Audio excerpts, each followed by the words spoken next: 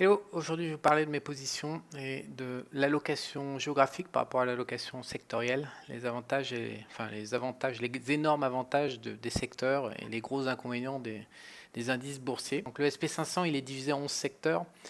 Euh, donc dedans il y a le XL CAC et le secteur techno qui est presque totalement corrélé au QQQ, au Nasdaq. Donc moi j'interviens sur le XLV CAC et parce que ça me permet de gérer mon risque par rapport au SP500 de manière cohérente.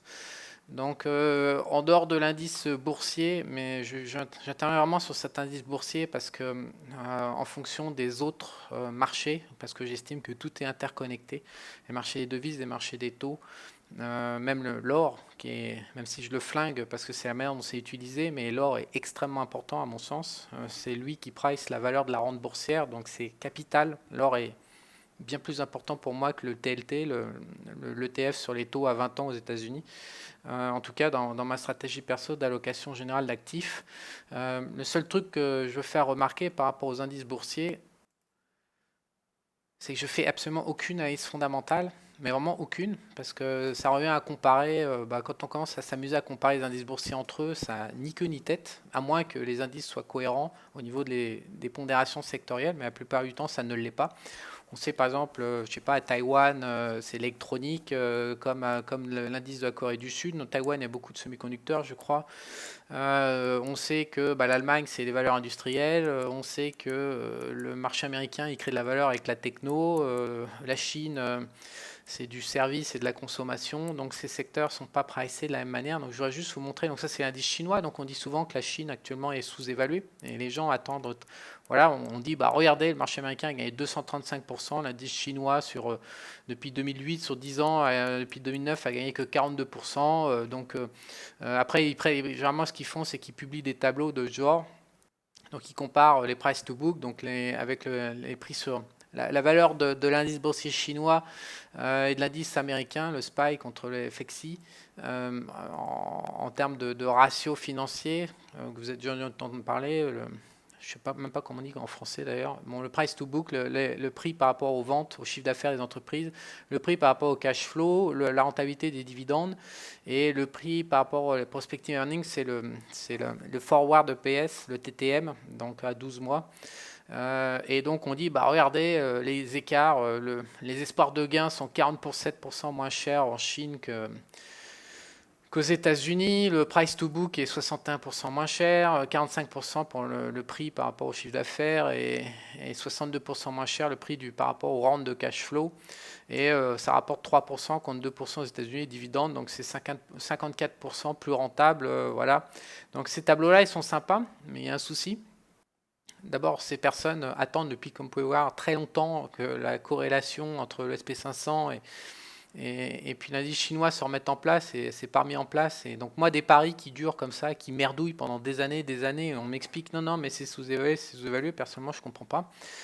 Pourquoi se faire chier la couille? Non, mais tout simplement, il y a un problème d'opportunité majeur. Ça marche pas, ça marche pas. C'est qu'il y a une erreur dans le raisonnement. Les marchés ne pressent pas des choses comme ça. En l'occurrence, ce qui se passe, donc je vais vous le montrer, le détail. Enfin, moi, c'est mon explication de pourquoi les gens comme ça qui attendent très longtemps et qui n'arrivent jamais à revoir leur cours et qui perdent finalement, puisqu'ils ont acheté du SP500, ils auraient gagné beaucoup plus, plutôt de chercher midi à 14 heures, voilà, en essayant de voir ce qui est valorisé, ce qui n'est pas valorisé sur les indices boursiers. Ce qui se passe généralement, c'est que la composition des indices, donc la pondération sectorielle des indices, n'a rien à voir. Ça revient à comparer en fait des oranges avec des bananes. Vous savez comme moi que les oranges, des bananes, ouais, c'est des fruits, ouais, c'est comme la Chine et puis le SP500, c'est les indices boursiers, mais une banane et une orange, vous pouvez retourner le problème dans tous les sens avec tous vos ratios, c'est quand même pas le même, c'est quand même pas le même goût, c'est pas le même truc, c'est pas le même bordel quoi.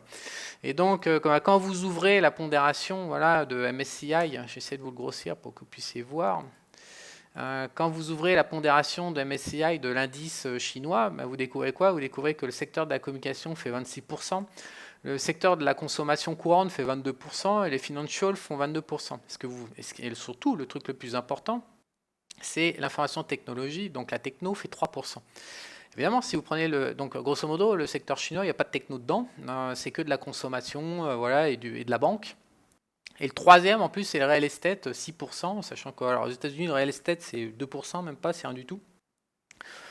Le seul point commun en fait entre le marché américain et le marché chinois, c'est les financials.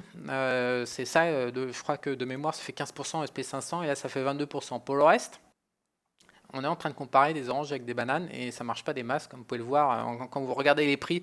Et croire que la finance mondiale est en train de vous offrir une opportunité de sous-évaluation en Chine depuis 5 ans, genre les robots et tous les mecs les plus brillants de la planète, ils ont mis 5 ans, ils sont toujours pas réveillés, ils ont toujours pas compris que la Chine c'était sous-évalué, qu'il fallait l'acheter. Mais il faut avoir un peu de bon sens, un peu de bon sens pragmatique. Une information qui peut produire de l'argent, de la valeur ajoutée, elle va peut-être être cachée des marchés mondiaux pendant une journée, 2 journées, 3 jours, je sais pas, une semaine, mais pas 5 ans, quoi. C'est le marché aujourd'hui à vitesse à laquelle il bouffe les infos. Il n'y a absolument aucun espoir. La vérité pour moi, c'est que tout simplement les secteurs ne se valorisent pas de la même manière. Les secteurs de la techno, on le sait, sont valorisés très très cher en bourse. Donc si vous avez un indice avec une composante sectorielle de techno qui est complètement quasiment absente, évidemment que le prix de votre indice en bourse, il va être beaucoup moins évolué, enfin beaucoup moins haut et surévalué qu'un indice comme le SP500 qui est gavé de techno à mort dans tous les sens.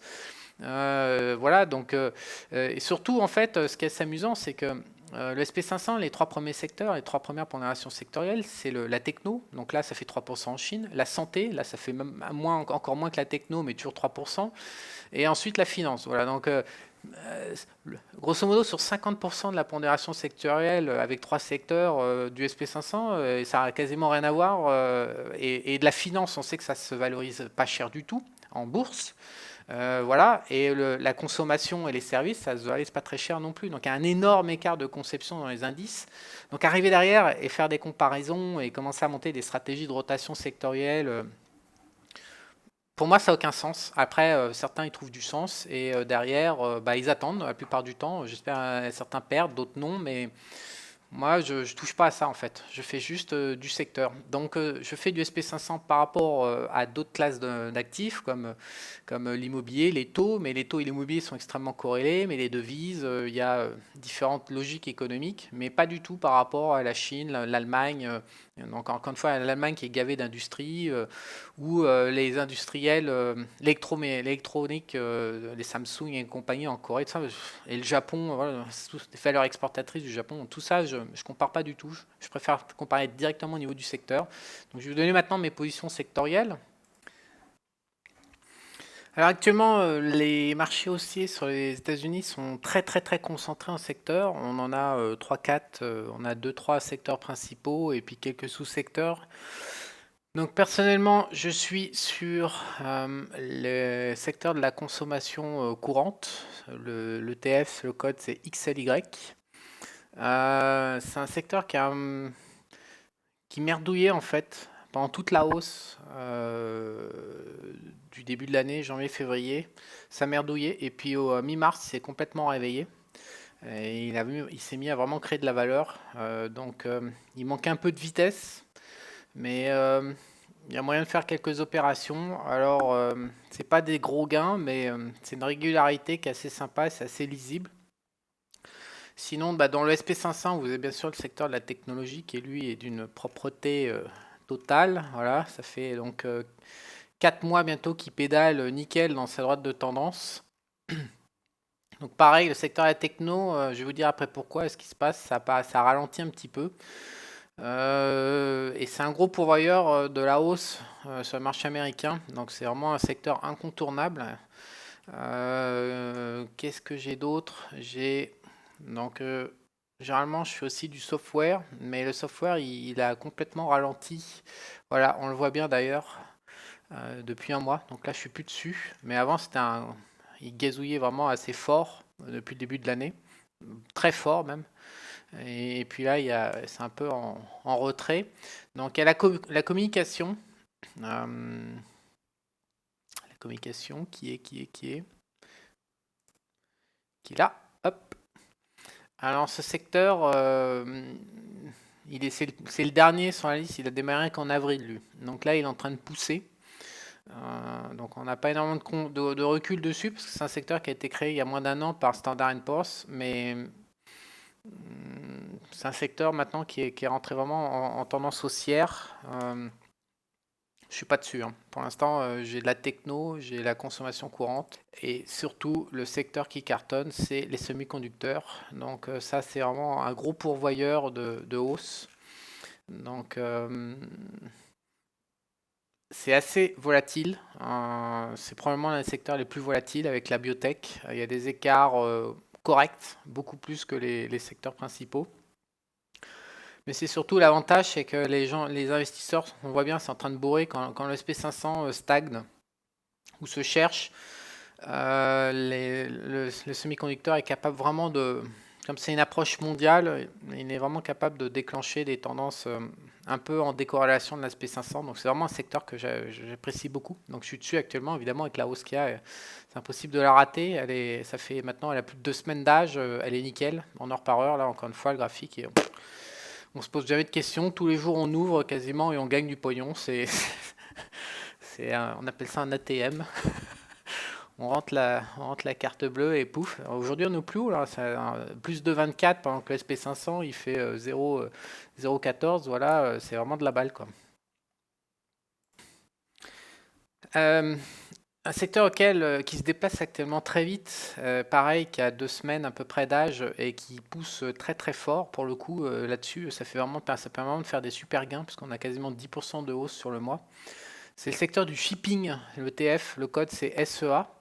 Ça c'est vraiment. Il y avait le robot aussi qui le talonne, mais le robot il est un peu faiblard. Mais le secteur du shipping est en. Alors, il faut comprendre une chose, c'est que sur les secteurs, on a deux scénarios. On a le scénario du secteur qui crée de la valeur, qui est au plus haut, voilà, qui fait une petite correction, qui redémarre. Ce qui est le cas de la techno, ce qui est le cas des biens de consommation courante.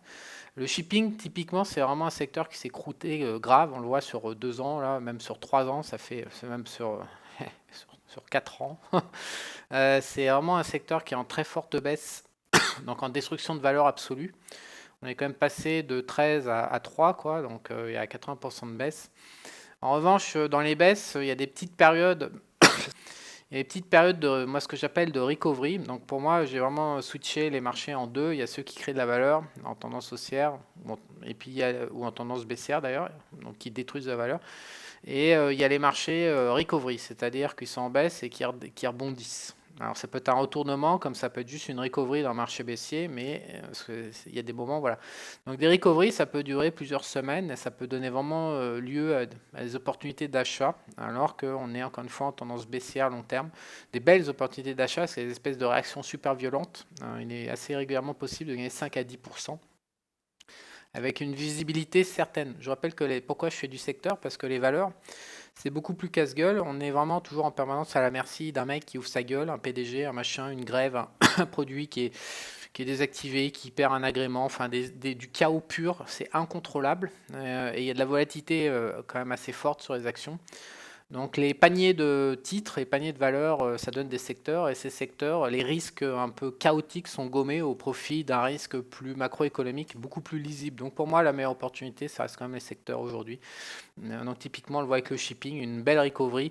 Ce sera un titre simple. Bon, certes, on a un gap là, mais les titres sont complètement gapés en période de recovery, et c'est compliqué de foutre 100 000 dollars, 50 000 dollars sur un bordel où on sait que demain ça va ouvrir avec plus 10, moins 10 dans la tête pour rien, quoi. Donc, sinon, celui que je surveille, dans lequel je ne suis pas, mais qui m'intéresse à la hausse, c'est les constructeurs de maisons. C'est un indice de SP500 également, qui est.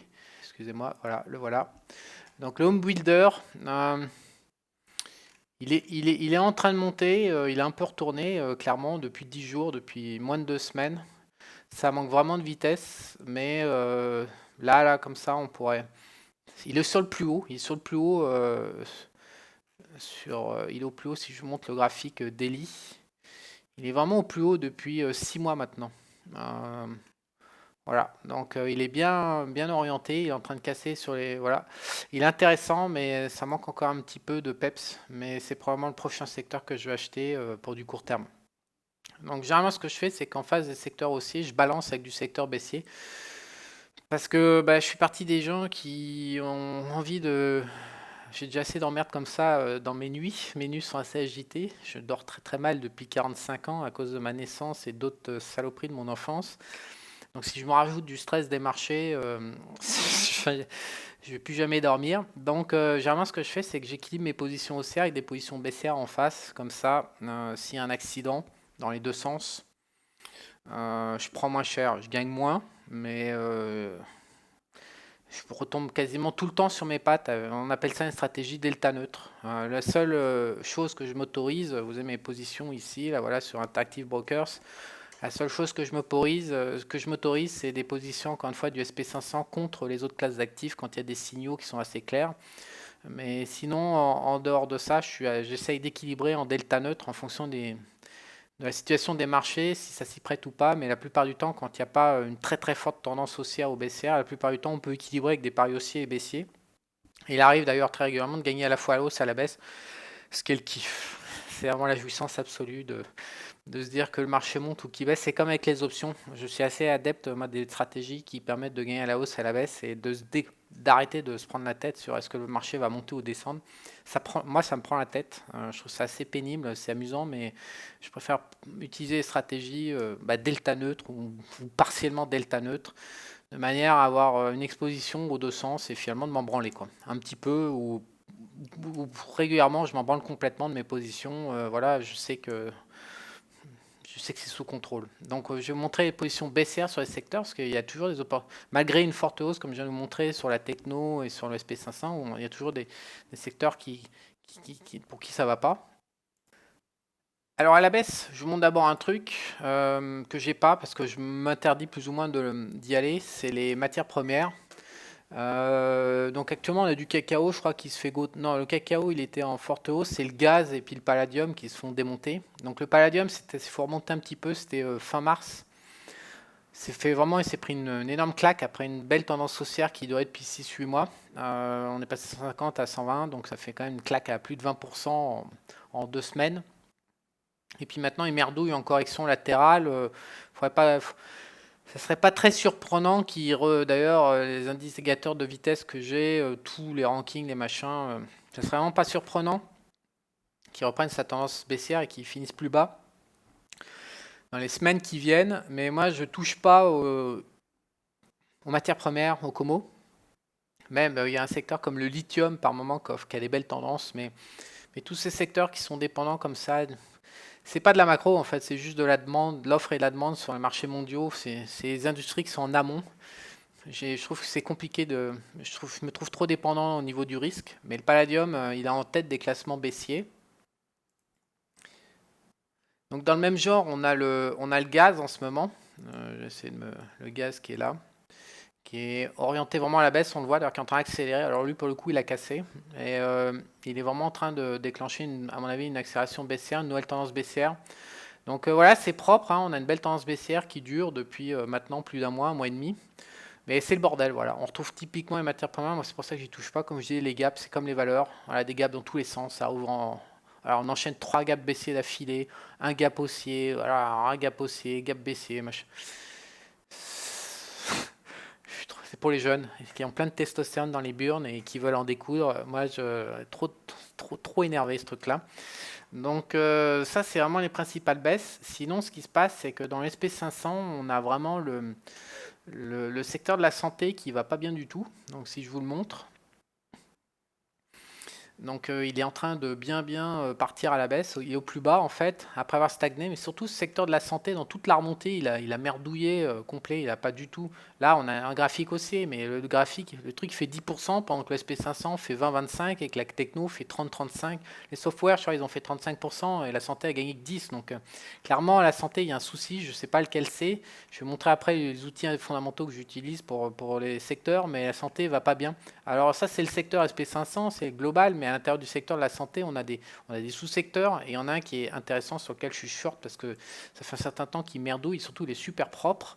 Alors là, il faut le montrer en daily, ça va être plus cool. Donc en fait, il a démarré son bordel début décembre, le 4 décembre, son marché baissier. Et lui, il mange. Lui, il a vraiment bien mangé. Il a un peu rebondi comme ça en janvier, puisqu'il est repassé 160, 180. Voilà, il a fait un 15% de hausse. Mais depuis, on a des belles accélérations qui font 5 à 10%. Donc en daily, bah voilà, ça représente une semaine, donc c'est difficile à attraper. Mais la bonne nouvelle, c'est qu'en early, comme ça, en heure par heure, vous voyez bien que c'est super clair, on est tendance très très propre, qu'on peut attraper encore une fois. Et tout de suite, on peut faire du 5-10% assez rapidement. Donc ça s'appelle, l'ETF s'appelle IHF, c'est des services de santé. Voilà. Alors attention, il ne faut pas confondre avec les medical devices, parce que à part aujourd'hui ça se gaufre, mais ce secteur-là, lui, il gazait bien, fortement même. Il s'est arrêté début mars, mais j'ai fait des belles plus-values dessus en janvier-février. C'était un des leaders en fait. Donc il faut vraiment, par moment, entre les secteurs principaux et les secteurs secondaires, il faut vraiment les connaître parce que c'est pas toujours pareil. On mélange pas les carottes avec les bananes et puis les oranges. C'est pas la Chine et l'SP500, c'est différent. Bah, les secteurs et les sous-secteurs, par moment, c'est vraiment différent dans la santé.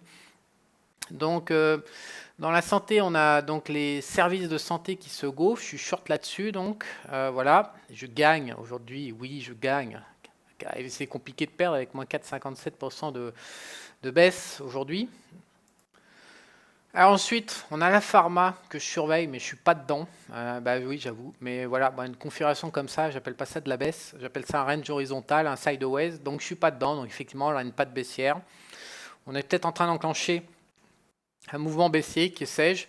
Pharma, c'était quand même c'est un secteur important. Mais voilà, je suis pas dedans, je surveille.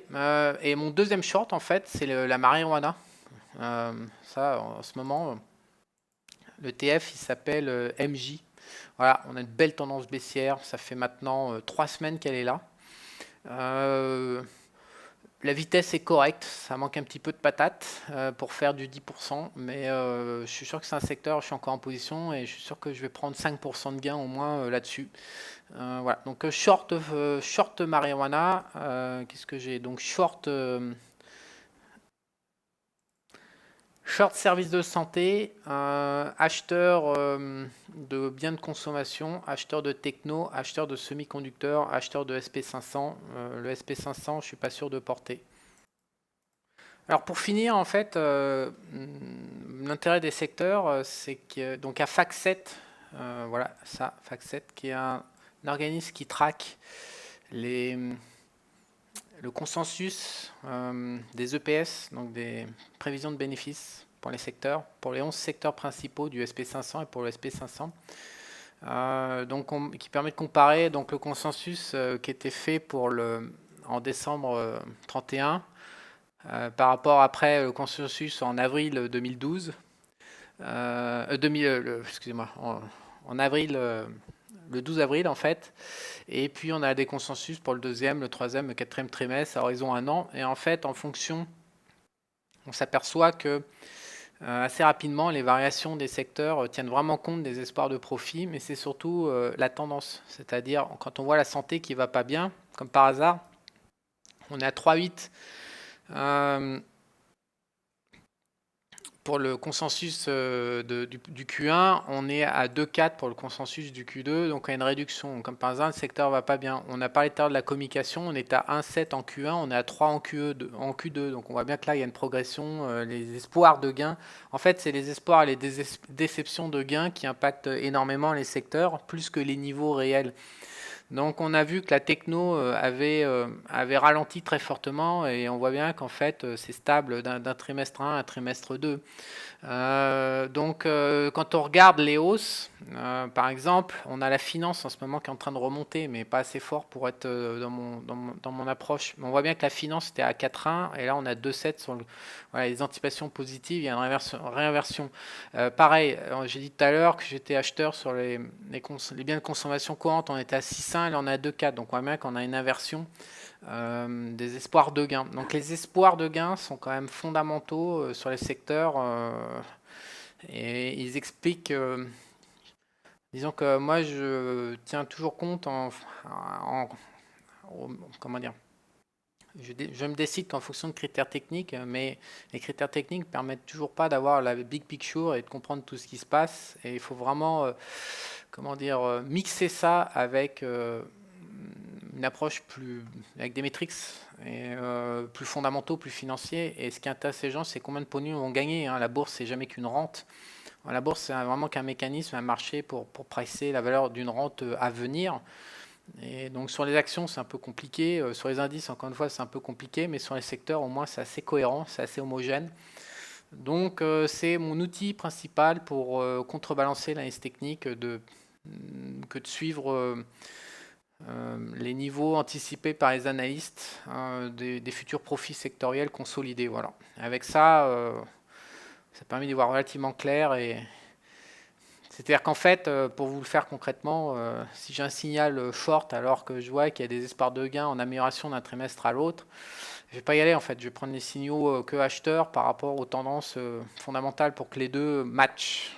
Voilà. Et avec tout ça, et ben, ça permet de faire son petit bonhomme de chemin, de vivre de son trading avec un capital et puis de pas de pouvoir dormir tranquille la nuit.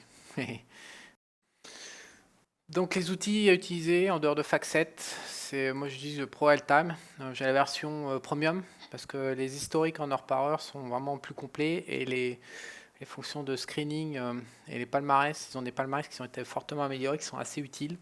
Et puis il y a des outils qui sont en train d'être développés pour moi à l'intérieur de ProAltime qui sont vraiment excellents, mais avec les outils déjà en libre accès, il est possible vraiment de suivre tout en heure par heure, en daily, en weekly. Il faut payer quelques abonnements. Je ne sais même pas combien je paye. En fait, j'ai le NYSE, j'ai l'Amex, j'ai le Nasdaq. L'Euronext, il m'est imposé, mais j'en ai aucune utilité. Et non, le Forex, c'est gratuit, je crois. Donc avec 3 marchés, on peut accéder à tous les ETF et toutes les actions et on peut screener. En plus, la version Premium permet de screener dans des listes perso alors que des valeurs appartiennent à différents marchés. Ce qui n'est pas le cas de la version complète. Souvent, on me pose la question pourquoi j'ai la Premium. Essentiellement pour ça, parce qu'on peut screener chez PrimeTime que sur la version Premium ce qu'on veut. On peut isoler des groupes d'actions, des titres, des machins, faire nos propres listes de 100 titres par exemple.